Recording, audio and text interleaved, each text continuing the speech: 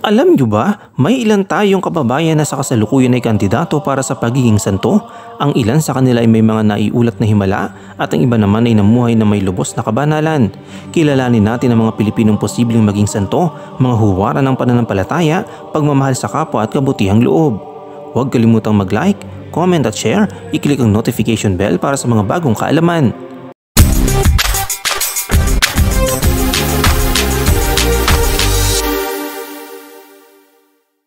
Number 1. Niña Ruiz Abad, ang batang may malalim na pananampalataya. Si Niña Ruiz Abad ay ipinanganak noong 1979 at maagang ipinamalas ang kakaibang debosyon sa Eucharistia at sa simbahan. Kahit bata pa, malalim na ang kanyang pagmamahal sa Diyos. Palaging nagsisimba, nagdarasal ng rosaryo at nagbibigay inspirasyon sa kanyang mga kaklase at guro. Bagamat maaga siyang pumanaw sa edad na 13 taong gulang, maraming deboto ang naniniwalang hindi natapos ang kanyang misyon. Ayon sa mga testimonya, isang estudyante ang gumaling mula sa malubhang karamdaman matapos ang panalangin sa pamamagitan ng kanyang intercession. Dahil dito, sinimulan ng simbahang Katolika ang proseso ng beatification niya noong 2023, ang unang hakbang sa posibleng pagiging santa. Isa siya sa pinakabatang kandidato mula sa Pilipinas. Luisa Nanay Luling Abano, ang di naaagnas na katawan. Mula sa bayan ng Malolos, Bulacan, isang simpleng ginang na naglingkod bilang lay minister at matapat na lingkod ng simbahan si Luisa Nanay Luling Abano. Pagkaraan ng 18 taong mula ng kanyang kamatayan noong May 2024, natuklasan na hindi naagnas ang kanyang katawan, isang pambihirang pangyayari na kadalasang iniuugnay sa mga banal o malalapit sa Diyos. Bagamat wala pang formal na pahayag ang Vatican ukol sa kanyang beatification, marami ang naniniwala na ito ay isang malinaw na tanda ng kanyang kabanalan. Dahil dito, dumami ang mga deboto niya at patuloy na panalangin para sa formal na pagkilala sa kanya ng simbahan.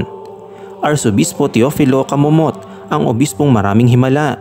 Si Arsobispo Teofilo Camomot mula sa Cebu ay kilala hindi lamang sa kanyang malasakit sa mahihirap, kundi maging sa mga himala na iniuugnay sa kanya. Isa na rito ang tinatawag na bilocation o ang kakayahang makita siya sa dalawang magkaibang lugar ng sabay. Siya ay masipag, mapagkumbaba at may malasakit sa mga may sakit at kapuspalad. Bukod sa bilocation, may mga testimonya rin na bigla ang kagalingan at himalang tulong matapos siyang ipanalangin. Noong 2022, kinilala ni Pope Francis ang kanyang heroic virtue, isang napakahalagang hakbang patungo sa kanyang beatification. Kung maaprubahan pa ang isang himala, maaaring siya ideklarang blessed at posibleng maging santo sa hinaharap. Ina Consuelo Barcelo, ang ina ng awa.